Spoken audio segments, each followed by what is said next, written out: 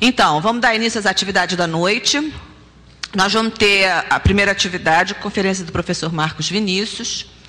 Depois nós vamos ter a entrega do prêmio Silvia Lane. E depois nós vamos ter uma palestra da Secretária Nacional da Defesa Civil. Da coordenadora, Dani? Secretária, desculpe. Da Secretária Nacional da Defesa Civil, a senhora Iovone Valente. Então, são as nossas 3 atividades de hoje. Eu transmito mais uma vez o pedido da técnica que está gravando o evento, para que as pessoas se sentem mais à frente, por favor. Que essa dispersão que a gente tem feito tem dificultado um pouco a vida deles. Tá bom?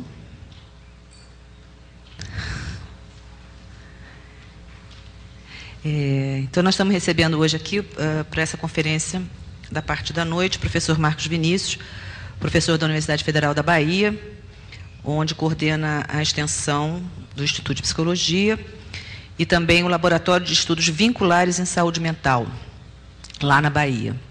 O professor Marcos Vinícius foi vice-presidente do Conselho Federal de Psicologia e, na ocasião, criou a Comissão de Direitos Humanos.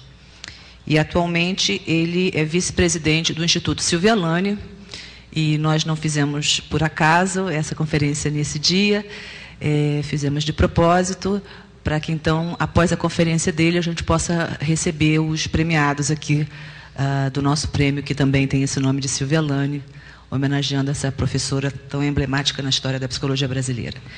Então, vou passar a palavra ao professor Marcos Vinícius. Na sequência, então, nós teremos a premiação e depois, para quem está chegando agora, a palestra da senhora Iovone Valente, que vem a ser secretária nacional da Defesa Civil, tema que também está na nossa agenda aí da ABEP.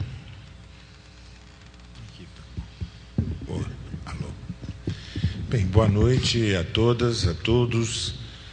Falar da minha satisfação, agradecer o convite honroso, sempre generoso, da diretoria da ABEP, para que eu pudesse estar aqui fazendo uma conferência sobre direitos humanos, suas perspectivas na América Latina. Eu refleti muito sobre qual a melhor utilização que eu poderia dar a essa oportunidade de estar aqui me dirigindo aos colegas dentro do encontro da ABEP e contribuindo para que nós pudéssemos avançar aí a nossa compreensão sobre os desafios e as tarefas políticas que estão colocadas pela realidade continental que nós vivemos, realidade da América Latina. E eu imaginei também que seria muito bom se eu conseguisse ser suave e leve e não causar não fazer muitas exigências às pessoas que estão aqui escutando a essa hora da noite, não é? E vi que talvez nessa parte eu vá fracassar, porque efetivamente quando a gente se coloca um tema e você olha para esse tema e diz o que é que a gente pode contribuir para que esse tema possa estar mais esclarecido a partir de uma intervenção como essa, é o tema que governa as possibilidades do que nós podemos dizer, não é? E efetivamente é muito difícil discutir certas dimensões quando essas dimensões são invisíveis. Eu, nos últimos 4, 5 anos, tenho me interessado muito sobre visibilidades e invisibilidades, sobre dimensões invisíveis. Eu acho que isso acaba orientando um pouco o meu trabalho teórico hoje, porque, de alguma maneira, se vamos gastar o nosso tempo a nos preocuparmos com alguma coisa, há sempre a possibilidade de que façamos isso falando sério, ou façamos isso sendo radicais. E sendo radicais é sempre aquela ideia de ir à raiz. Então, o tema da produção de desvelamentos é sempre um tema que pode trazer para quem propõe a condição desvelante a acusação de pretensiosidade, não é? A parábolazinha do rei que estava nu e da criança que denuncia o rei que está nu, também é interessante para a gente pensar esse tema de que certas coisas talvez não sejam tão invisíveis, mas é mais conveniente que nós as mantenhamos nesta condição de invisibilidade.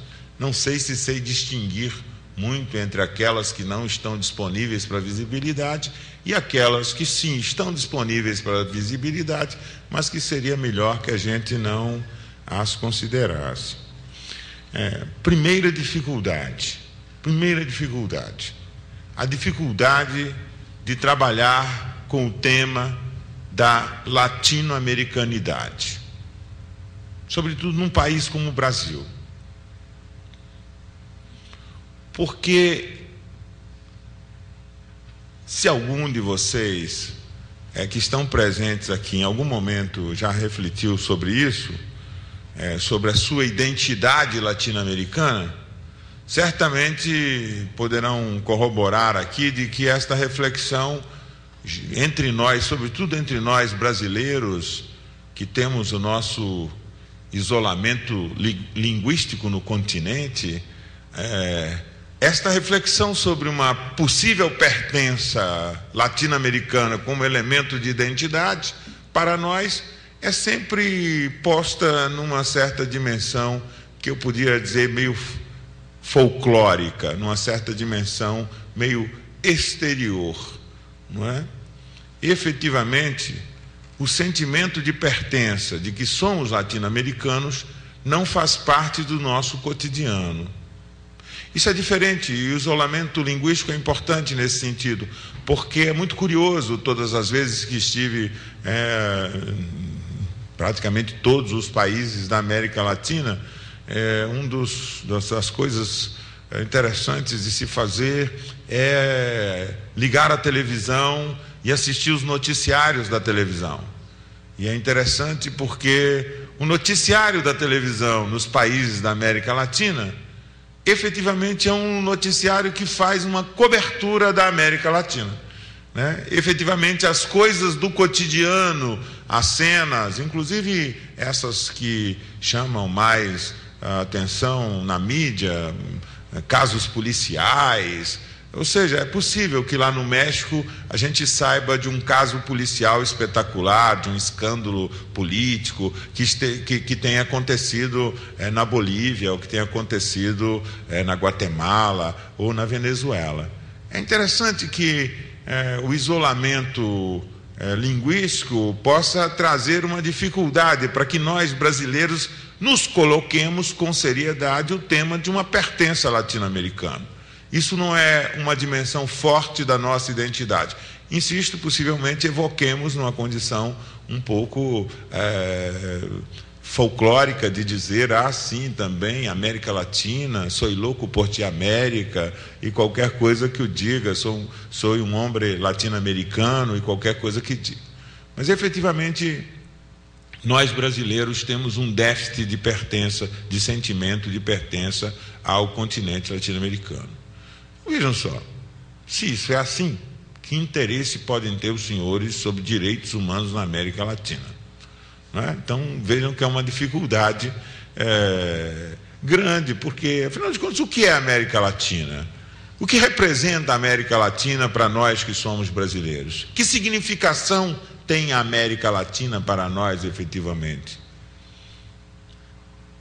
Um sentimento médio que a gente colhe na sociedade brasileira em relação à América Latina é o sentimento da superioridade continental do Brasil, sobretudo se o assunto for futebol, mas a superioridade continental do Brasil, o papel de liderança do Brasil, sobretudo agora no governo Lula, um certo papel de liderança continental do Brasil em relação aos países fronteiriços, os países da América Latina. A intervenção agora do Brasil na questão de Honduras, por exemplo, foi decisiva, bastante intensa, importante. Mas colecionamos alguns episódios interessantes quando o Correia resolveu que a empresa empreiteira brasileira, Odebrecht, deveria largar os seus bens lá e ser expropriada pelos seus bens, porque construiu um túnel, uma hidrelétrica que não servia para gerar energia elétrica, com prejuízos para o país. E aí todos ficamos assim: como pode permitir que uma empresa brasileira tenha o seu capital expropriado por um outro país? Foi mais ou menos o mesmo sentimento com o Evo Morales em relação à Petrobras, em relação a não vamos vender o gás. É mais ou menos o mesmo sentimento que temos em relação a essa pretensão dos uruguaios de quererem, dos paraguaios, de quererem mais e mais dinheiro por aquela energia elétrica que a gente já fez de tudo por eles, já oferecemos condições mais do que satisfatórias, já fomos muito generosos em relação a eles. Eu estou trazendo isso porque esses são os flashes de América Latina que vão aparecer no nosso cotidiano como questões localizando o Brasil numa posição imperialista em relação a esses países latino-americanos, Ou então, nós vamos ter no noticiário político a apresentação sistemática do fanfarrão, bobo da corte, com pretensões a um ditador vitalício da Venezuela, o Hugo Chávez, ou da mesma maneira da bizarrice do índio Evo Morales, que, enfim, assumiu lá a Bolívia com pretensões que contrariam os interesses daquela faixa que é mais próxima do Brasil, a faixa exatamente onde nós temos mais relações econômicas e interesses econômicos. Então, de alguma forma, a imprensa brasileira quase que apostava no sucesso separatista, dos bolivianos que eram menos indígenas e mais contra a Constituição proposta pelo Evo Morales, Eu estou trazendo isso para dizer da nossa dificuldade de tratar do tema direitos humanos na América Latina. Nós não nos sentimos latino-americanos e as relações e as informações circulantes entre nós acerca da América Latina são informações desse tipo. Informações ou que nos colocam numa posição de superioridade em